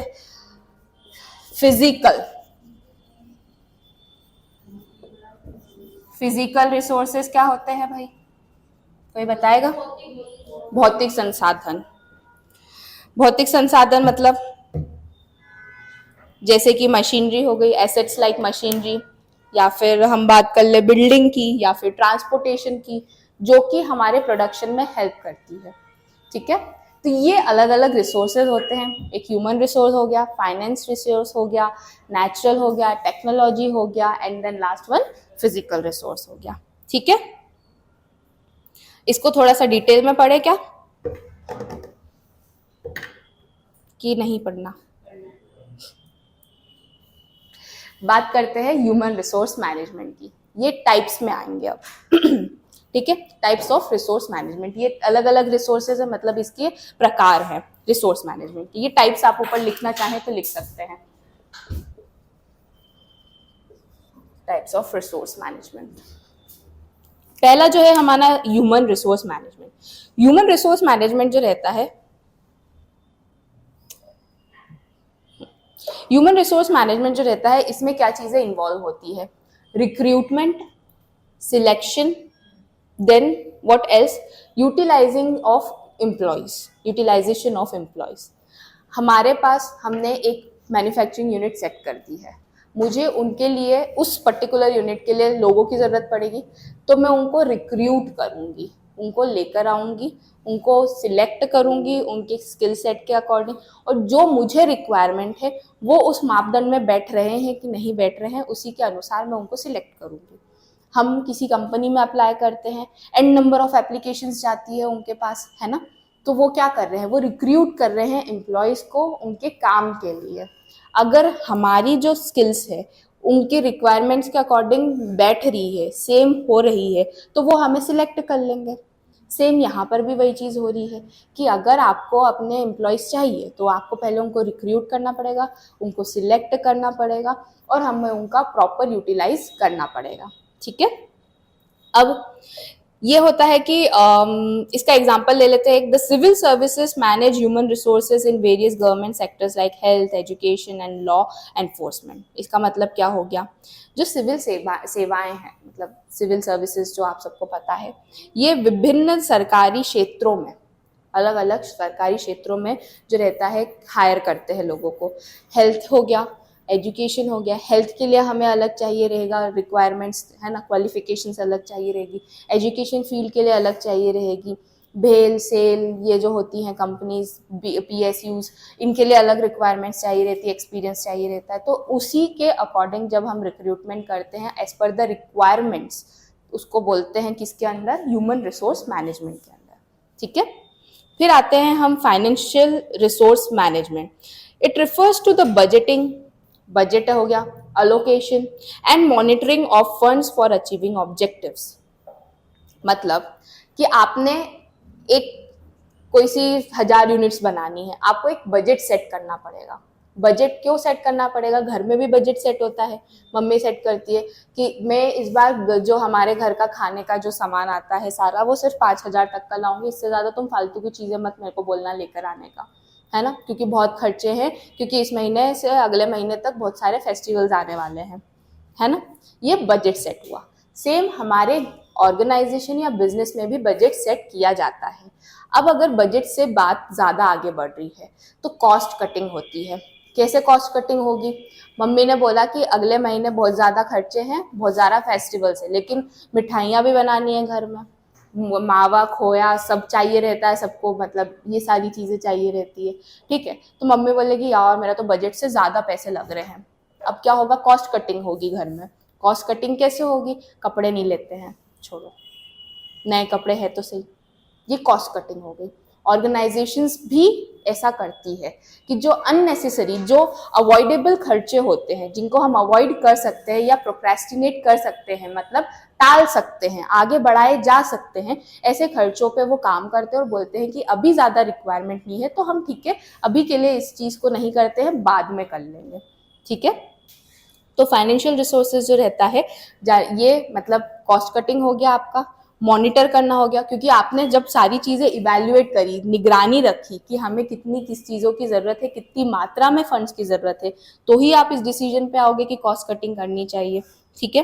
फिर इसके बाद आता है बजटिंग वाला वही। इसके बाद अगर हम एक एग्जाम्पल लेते हैं तो गवर्नमेंट स्कीम्स जैसे कि प्रधानमंत्री आवास योजना जो रहती है, इनको क्या चाहिए रहता है, इफेक्टिव फाइनेंशियल मैनेजमेंट चाहिए रहते हैं। क्यों, क्योंकि ये लोगों को क्या दे रहे हैं, घर दे रहे हैं और सब्सिडीज दे रहे हैं, 2-2.5 लाख रुपए की जो भी होता है पैसे, मतलब घर बनाने का, खाना चल रहा है मेरे दिमाग में, बाप रे तो प्रधानमंत्री आवास योजना जो है, इसमें क्या इन लोगों को सब्सिडीज मिली जाती है घर के लिए, है ना, या फिर वो घर खुद ही बना के, बिल्डिंग्स जो बना के देते हैं वो दिया जाता है, आवंटित किया जाता है, इसके लिए इनको पैसे की चाहिए रहेगी ज़रूरत, ठीक है। तो ये सारी जो अलग अलग रिक्वायरमेंट्स, तो इन सब के लिए भी बजट बनाया जाता है। कोई योजना आती है उसके लिए भी बजट बनाया जाता है। लाडली बहना योजना, इसके लिए भी बजट बनाया गया। अभी रिसेंटली पेपर में आया था कि कोरोना में जो बच्चों के पेरेंट्स गए हैं, है ना, आइदर अ सिंगल पेरेंट और बोथ पेरेंट्स, तो उनको क्या पेंशन दे रही थी सरकार, 4000 रुपीज़, ठीक है। उन्होंने बजट सेट किया होगा, है ना, कुछ फंड रखा होगा कि कभी फ्यूचर में हमारे कंट्री में ऐसी चीज़ें होती हैं जिससे हमें मुआवजा देना होता है, तो वो हमारे ट्रेजर से दिया जाता है, उसमें भंडार से दिया जाता है ना, गवर्नमेंट के भंडार से। तो अब क्या हो गया, उन्होंने बोला कि भाई ये तो 2 साल से आ ही नहीं रहे हैं, मतलब कुछ टाइम पीरियड दिया था उन्होंने, है ना, तो मतलब वो आउट ऑफ बजट जा रहे होंगे, या तो फिर बीच में बिचौलिए जो होते हैं वो पैसा खा रहे हैं, तो कुछ तो हो रहा है तभी, है ना। तो हर चीज़ के लिए बजट सेट किया जाता है। अगर आप कोई सी भी स्कीम की बात करें उसमें सब में ये लगता है। फिर आते हैं हम नेचुरल रिसोर्स मैनेजमेंट के ऊपर। नेक्स्ट वाला पॉइंट जो है, इसको हिंदी में बोलते हैं प्राकृतिक संसाधन प्रबंधन। इसमें क्या होता है, मैंने अभी नेचुरल रिसोर्सेज बताए थे आप लोगों को, क्या क्या बताए थे, फॉरेस्ट हो गया, वाटर हो गए, मिनरल्स हो गए, एनर्जीज हो गई, इसको सस्टेनेबल वे में यूज करना, ये आप इंश्योर करो कि आप सही तरीके से यूज कर रहे हो। इसको इंश्योर करो, सही तरीके से यूज करो का मतलब क्या हुआ, आपको यूज करना है पर आप इतना भी अंधाधुंध ना यूज करें कि फ्यूचर वाली जनरेशन जो आने वाली है उसके लिए कुछ बचे ही ना, ठीक है। Use the products as per the requirements only, अंधाधुंध नहीं करना है, ठीक है। अवॉइडेबल है तो उसको अवॉइड करो चीज़ें, हम बोलते हैं कि सोशल नेटवर्किंग साइट्स अगर अवॉइडेबल है यूज़ करना तो ठीक है ना, मत करो यूज़, टाइम ही वेस्ट हो रहा है, रील ही स्क्रॉल कर रहे हैं हम, ठीक।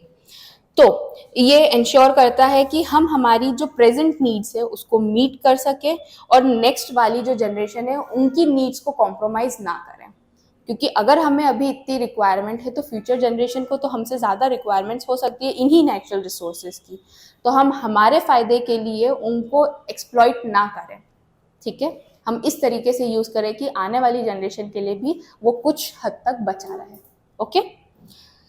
फिर आते हैं हम टेक्नोलॉजिकल एंड इसको हम इंफ्रास्ट्रक्चर भी बोल सकते हैं, रिसोर्स मैनेजमेंट।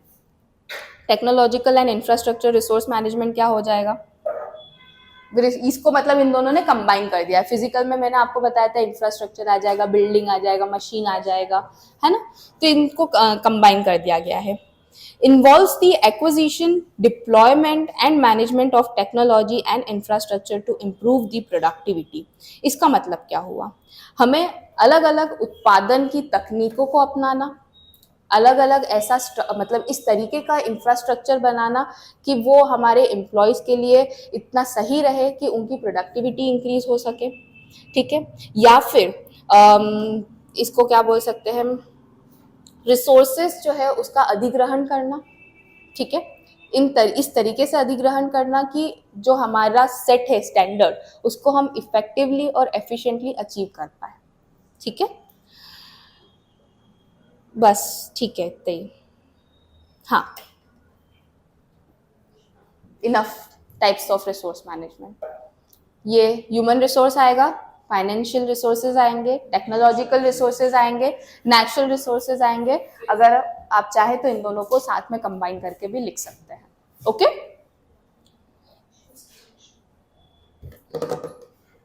ये टाइप्स ऑफ रिसोर्स मैनेजमेंट था।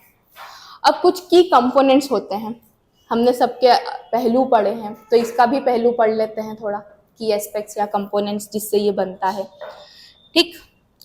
सबसे फॉरमोस्ट थिंग प्लानिंग, हर जगह प्लानिंग आती है, हर जगह, मतलब योजना बद्धन जो भी बोलते हैं, क्या बोलते हैं, योजना बनाना। अगेन वही बात हो गई भाई कि आपको कितने रिसोर्सेज की ज़रूरत है उसकी योजनाएं बनाएं, उसमें आप ये देखें कितनी रिसोर्सेज की ज़रूरत है, कौन से प्रोजेक्ट के लिए चाहिए आपको, ये भी डिटरमाइन होना ज़रूरी है। हमने गणपति पंडाल बनाया था क्योंकि गणपति उत्सव था, ठीक है, इसलिए गणपति पंडाल बनाया, अदरवाइज हम क्या पंडाल यूं ही बनाते फिर रहे हैं बिना कोई पर्पस के, नहीं। हमारा प्रोजेक्ट था, एक मोटिव था कि ये फेस्टिवल आ रहा है इसलिए हम ये चीज़ बना रहे हैं, इसलिए हमें ये रिसोर्सेज चाहिए रहेंगे, इसलिए इतना चंदा चाहिए रहेगा, है ना। तो यहाँ पर भी वही बात आती है कि कोई भी ऑर्गेनाइजेशन है उसमें अलग अलग प्रोजेक्ट्स के लिए क्या क्या रिक्वायरमेंट्स है वो डिटरमाइन करना, उसको प्रॉपर प्लान करना, रिसोर्सेज कितने चाहिए ये सब बताना हमें करना, मतलब इस पर्टिकुलर स्टेज के अंदर आता है, ठीक है। एक मिनट में लिख देती हूँ यार।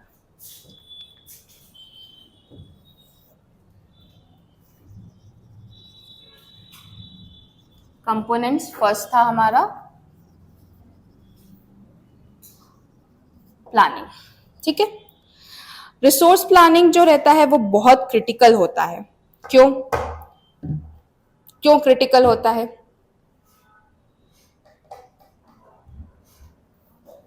उसी पर क्योंकि जो आने वाला प्रोडक्ट हम बना रहे हैं वो डिपेंड करता है, ठीक है। अगर मैंने इसमें कुछ ग्लिच हो रहा है, मैंने अगर सही तरीके से प्लान ही नहीं करा तो क्या मेरी प्रोडक्टिविटी सही हो पाएगी, मेरे स्टैंडर्ड्स के अकॉर्डिंग हो पाएगी?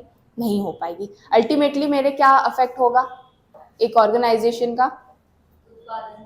उत्पादन, प्रोडक्टिविटी और पैसा, प्रॉफिट मार्जिन, ठीक है। उसने जो उसका बजट सेट करा था वो हिल जाएगा पूरा का पूरा, है ना। तो ये सारी चीजें क्या आती है, प्लानिंग के अंडर आती है। फिर इसके बाद आता है अलोकेशन, अगेन वही चीज आ गई, आवंटन करना। रिसोर्सेज जो रहते हैं उनको डिस्ट्रीब्यूट करना रहता है अलग अलग डिपार्टमेंट्स में, अलग अलग सेक्टर्स में, अलग अलग प्रोजेक्ट्स में, as per their needs and priority. Simple है, इसमें ज्यादा कोई अफलातून वाली बातें नहीं लिखी हुई है, सिंपल लैंग्वेज में, लेमन लैंग्वेज में हम समझ रहे हैं, ठीक है। इसके बाद आता है मॉनिटरिंग एंड कंट्रोल, ये तो सेकेंड वाला, अरे यार, अलोकेशन, फिर मॉनिटरिंग एंड कंट्रोल, अगेन वही बात आ गई इसमें, क्या आ गया, मॉनिटरिंग एंड कंट्रोल, निगरानी करना और नियंत्रण करना। निगरानी ये करना कि हमारे जो ट्रैक करना एक तरह से कि हमारा जो रिसोर्सेज है वो प्रॉपर तरीके से ऑप्टिमम यूटिलाइजेशन हो पा रहा है कि नहीं हो पा रहा है, ठीक है। फिर उसमें ये भी देखना कि कोई ज़्यादा वेस्टेज तो नहीं हो रहा है, इनएफिशिएंसी तो नहीं हो रही है, या फिर हमारा जो गोल्स हमने सेट करा है उसमें कोई डेफिशिएंसी तो नहीं आ रही है। मतलब हमने गोल्स तो सेट कर दिए, उसको अचीव करने में क्या क्या दिक्कतें आ रही हैं ये भी डिटरमाइन करना, मॉनिटर करना या निगरानी करना, सब किसके अंदर आता है, इस पर्टिकुलर एस्पेक्ट के अंडर आता है, ठीक है। फिर आते हैं हम सस्टेनेबिलिटी पे, मतलब क्या होता है, सततता, स्थिरता, राइट। तो सततता क्या होता है, हम जो हमारे रिसोर्सेज यूज कर रहे हैं उसको इस तरीके से यूज करना कि वो फ्यूचर जनरेशन के लिए भी बचा रहे। स्पेलिंग सही लिखी है मैंने कि गलत लिखी है, बताओ कहाँ पर, एन के आगे डिफेक्ट है, यहाँ कौन कौन अग्री कर रहा है,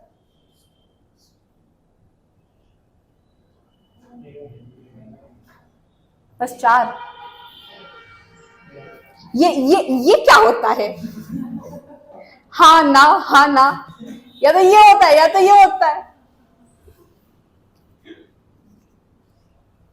ये तो वही बात हो गई, शाणे बन रहे हो तुम। हम बात कर रहे हैं सस्टेनेबिलिटी की, हमें लॉन्ग टर्म पर्पस के लिए भी सोचना जरूरी है, हम शॉर्ट टर्म पर्पस के लिए नहीं सोच सकते। अगर आपको मार्केट में बने रहना है तो आपको ज़्यादा सोचना पड़ेगा, out of the box thinking होनी चाहिए। अगर आप रिसोर्सेज अभी यूज़ कर रहे हो तो आपको ये भी रखना है अपने दिमाग में कि आने वाली जनरेशन भी उस चीज़ को यूज़ करेगी, उसके लिए हमें बचा के रखना है, अभी ही सारी चीज़ें नहीं खा जानी है ना। हमारे घर में मिठाइयाँ आती है, मम्मी बोलती थोड़ी तो रख दे, कल आने वाले गेस्ट उनके लिए रखी है ना।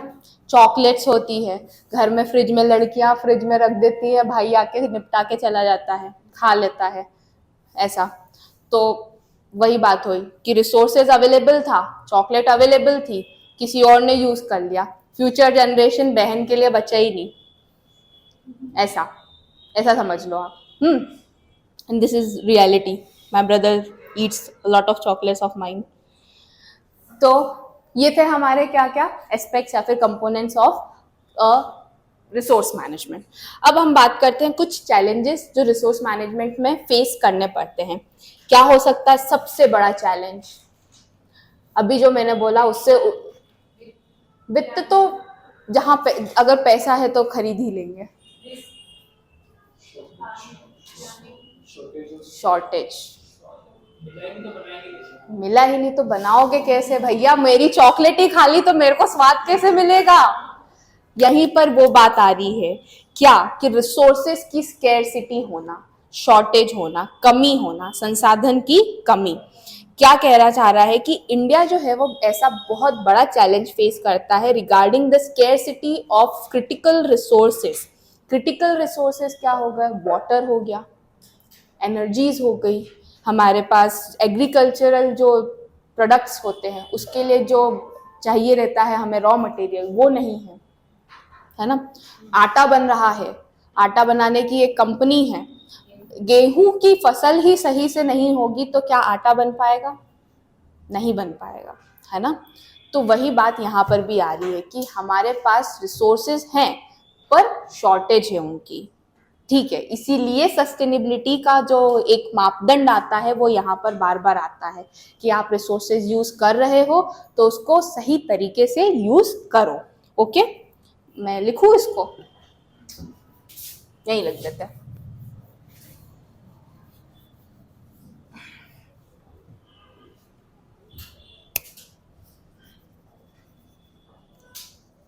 स्पेलिंग सही है,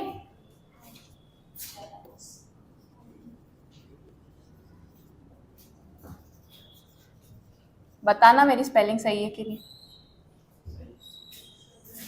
पक्का? डबल एच आता है क्या?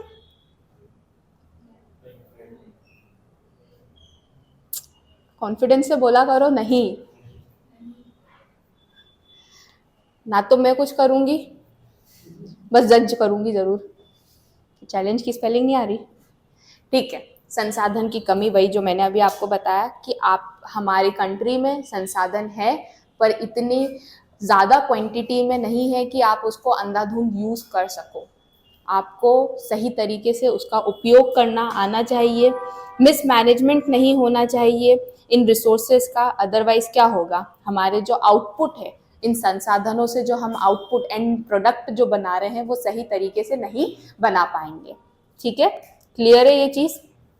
फिर आता है भाई करप्शन एंड मिस अलोकेशन, भ्रष्टाचार और गलत आवंटन। बहुत बड़ी चीज़ है ये, भ्रष्टाचार।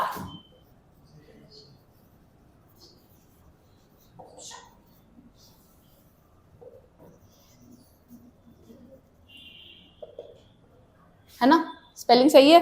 अब मैं यही पूछा करूंगी। इंग्लिश वालों को स्पेलिंग आनी चाहिए, हिंदी वालों को मात्राएं आनी चाहिए।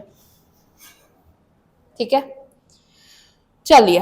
तो करप्शन एंड मिस अलोकेशन का मतलब क्या होता है? करप्शन कहाँ आता है? गवर्नमेंट में। गवर्नमेंट में आएगा करप्शन। जरूरी नहीं है कि गवर्नमेंट में ही करप्शन हो, हर जगह करप्शन है। आप किसी प्राइवेट यूनिट, प्राइवेट एंटरप्राइज या बिजनेस में जाएंगे, वहां पर भी करप्शन है। टैक्स चोरी हो रही है, इलेक्ट्रिसिटी चोरी हो रही है। इलेक्ट्रिसिटी चोरी कैसे होती है? बताओ बताओ। हाँ, क्या? बिना मीटर के कटिया लगा लेना, ऐसा बोलो ना भाई। इतने भी हम अंग्रेज थोड़ी ना हो रहे, हमें भी पता है कटिया लगती है। गांव में तो अभी भी लगती है, कोई मीटर वीटर नहीं है किसी के। हाँ, वो चुंबक या फिर कुछ लगाते थे। हाँ, ये करप्टेड पर्सन। तो हम बात कर रहे हैं बिजनेस की। बिजनेस में भी बहुत बड़े बड़े घपले होते हैं, करप्शन होता है। कभी कभी रिसोर्सेज की चोरी होती है, कभी कभी टैक्स की चोरी होती है, फाइनेंसिस की चोरी होती है। इससे क्या होता है कि हमारा जो अलोकेशन होता है अलग अलग चीज़ों का, अलोकेशन मतलब आवंटन करना, आवंटन फंड्स का भी होता है, मैन का भी होता है और मटेरियल का भी होता है ना।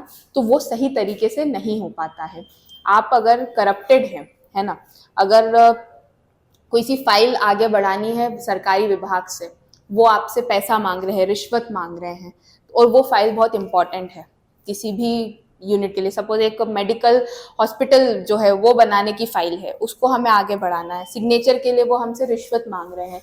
हॉस्पिटल बहुत इंपॉर्टेंट है, हमें रिसोर्सेज चाहिए उसके लिए, पर वो साथ साथ में हमसे क्या मांग रहे हैं? रिश्वत मांग रहे हैं। तो जो सही काम भी होने वाला रहता है, इन सब कारणों के कारण सही तरीके से नहीं हो पाता है। ठीक है, तो corruption and miss allocation of resources, हाँ यही है बस इसका मतलब, और कुछ नहीं, ज़्यादा नहीं लिखना। फिर इसके बाद आता है human resource challenge. Human resource challenge क्या हो गया भाई? मानव संसाधन से रिलेटेड है कुछ?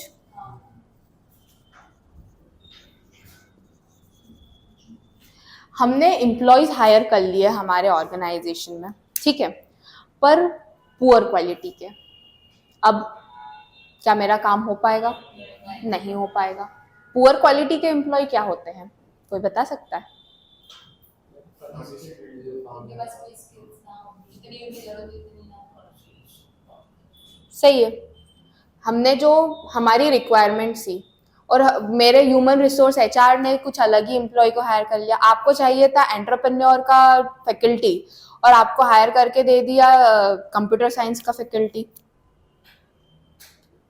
मिसमैनेजमेंट, मिसमैच हो गया सारी चीजें, है ना। तो ये क्या हो गया? पुअर एम्प्लॉय हायरिंग हो गई। इससे क्या हुआ? मुझे नहीं, मेरा नाम नहीं ले रही मैं। अगर जो आपने एंटरप्रेन्योर का फैकल्टी आया है और उसकी जगह सीएस का फैकल्टी आपने हायर कर लिया है, तो क्या आपके रिसोर्सेज भी गए, आपका टाइम भी गया, उस इंसान का भी टाइम गया, उस इंसान का यहाँ तक आने के जाने के जो रिसोर्सेज लगे होंगे वो भी गए। तो इससे क्या अल्टीमेटली एक ऑर्गेनाइजेशन को ही क्या हुआ है, अफेक्ट हुआ है। ठीक है, ये एक चैलेंज है। Mismatches in government department can hamper the productivity and efficiency in delivering public services. वही बात आ गई है कि अगर हम कोई सर्विसेज दे रहे हैं या फिर प्रोडक्ट को प्रोड्यूस कर रहे हैं, सही तरीके के एम्प्लॉयज़ को हमने हायर नहीं करा है हमारी जो रिक्वायरमेंट्स है उसके बेसिस पे, तो अल्टीमेटली हमारी प्रोडक्टिविटी और एफिशिएंसी को ही अफेक्ट होगा। ठीक है, ह्यूमन रिसोर्स चैलेंज। फिर होता है इन्वायरमेंटल डिग्रेडेशन, पर्यावरणीय शरण, poor management of natural resources, natural resources का पुअर मैनेजमेंट।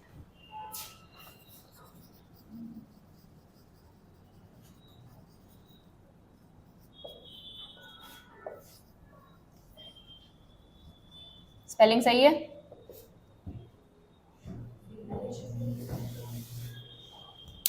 DEGRADATION सही है कि गलत है?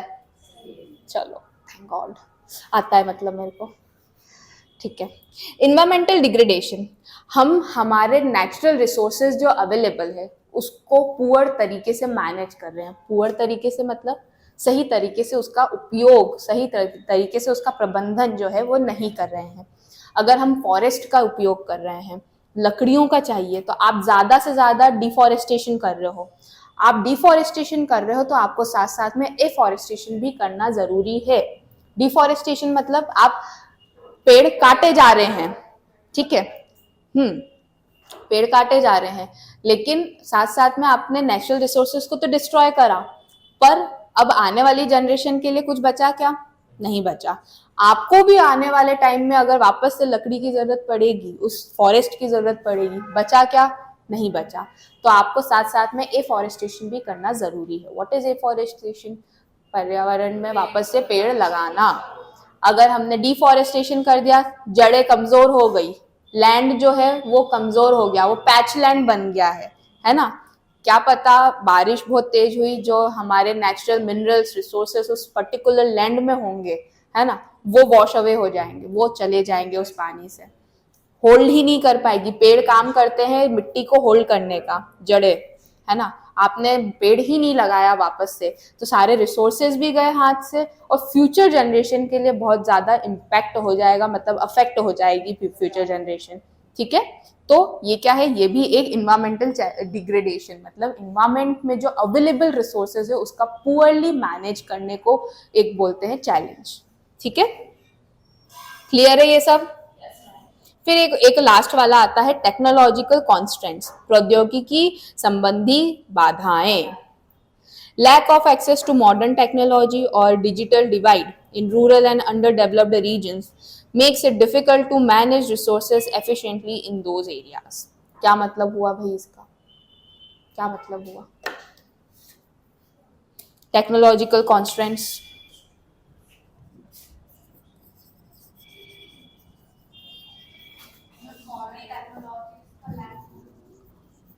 रूरल एरियाज होते हैं, अगर वहाँ पर कोई इंडस्ट्री सेटअप है, वहाँ पर वो वाला इंफ्रास्ट्रक्चर अवेलेबल नहीं होता है।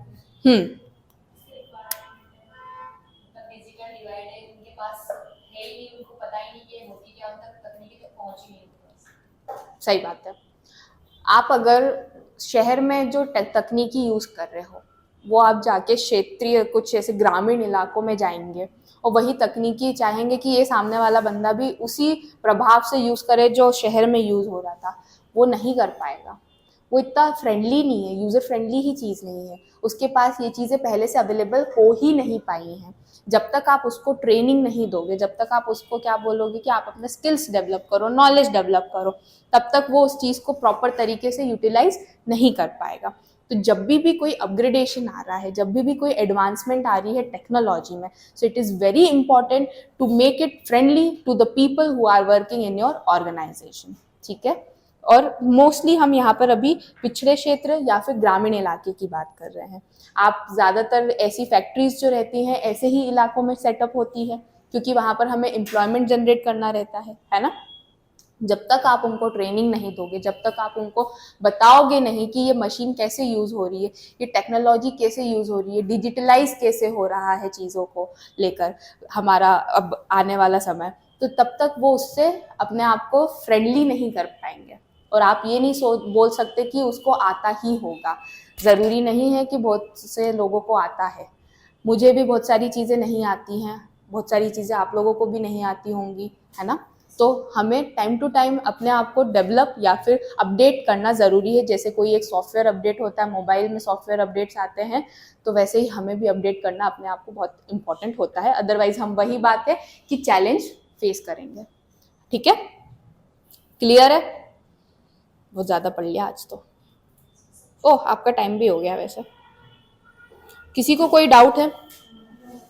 पक्का क्लियर है? आज हमने क्या क्या पढ़ लिया?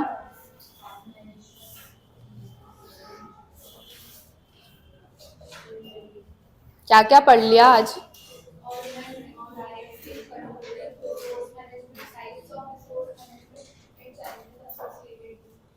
एंड कंपोनेंट्स,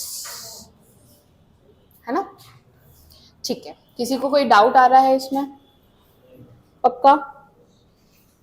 मैं इस पे केस स्टडी कल आपको देने वाली हूँ, सो इससे रूबरू होके आइएगा ये सारे टॉपिक्स से। ठीक है, रूबरू मतलब अवगत, फैमिलियर, और बहुत सारे एडजेक्टिव्स, विप्रनंस, मतलब सिनोनियम्स आपको मिल जाएंगे यहाँ पर। Okay, I think we should wind up here.